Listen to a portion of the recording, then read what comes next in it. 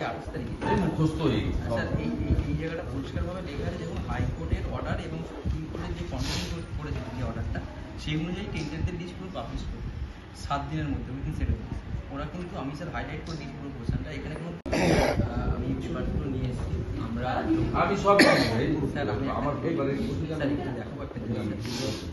Last day sir supreme কোর্টের যে ভার্ডিক্টটা ছিল, আর এই যে টেন্টেড লিস্টের কথা বলা হচ্ছে, এটা কিন্তু প্রিভিয়াসলি সাবমিট করা ছিল অলরেডি, মানে হাইকোর্টের নির্দেশে অলরেডি, মানে এসএসসি পাবলিক ডোমেনে এটা করা ছিল, এবং এনাদের চাকরি কোর্ট মেনে নিতেন তাহলে আজকে আপনাদের এই অবস্থা হতো না।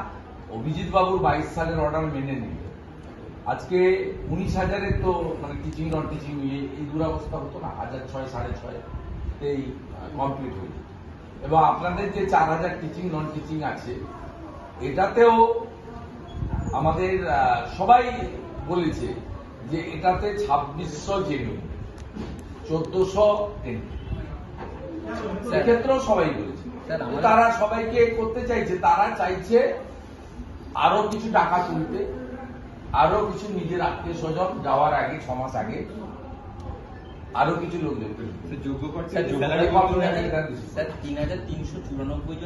ভাই আমি সব জানি, আমার পুরো তালিকা প্রকাশের বিষয়ে উদ্যোগ গ্রহণ করুন। যদি লয়ার দিতে হয়, যদি আপনাদের অর্থনৈতিক অবস্থা খারাপ, লয়ারের ফিস দিতে হয়, বিজেপি এমএলএদের চাঁদা তুলে আমরা আপনাদের লয়ারের ফিস দেবো, আপনারা যদি গ্রহণ করতে রাজি থাকেন।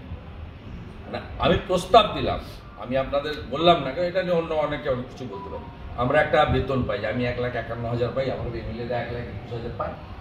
আপনারা সুপ্রিম কোর্টে যদি লয়ার দিয়ে এই বিষয়টায় পাঠান, আপনাদের পছন্দ মতো লয়ার আমরা প্রয়োজন মনে করলে, যেহেতু আপনারা অর্থনৈতিকভাবে রুইন্ড হয়ে গেছেন, 6 মাস বেতন পাচ্ছেন না, আমরা আপনাদেরকে সহযোগিতা করতে রাজি আছি। 1 নম্বর, টেন্টেড লিস্ট ঘোষণার পরে শিক্ষকদের মতো আপনাদের ক্ষেত্রেও আমরা সরকারকে প্রস্তাব দেব, যদি টেন্টেড বেরিয়ে যায়, বাকিদের ক্ষেত্রে পরীক্ষা না করে তাদেরকে কন্টিনিউ করা হবে।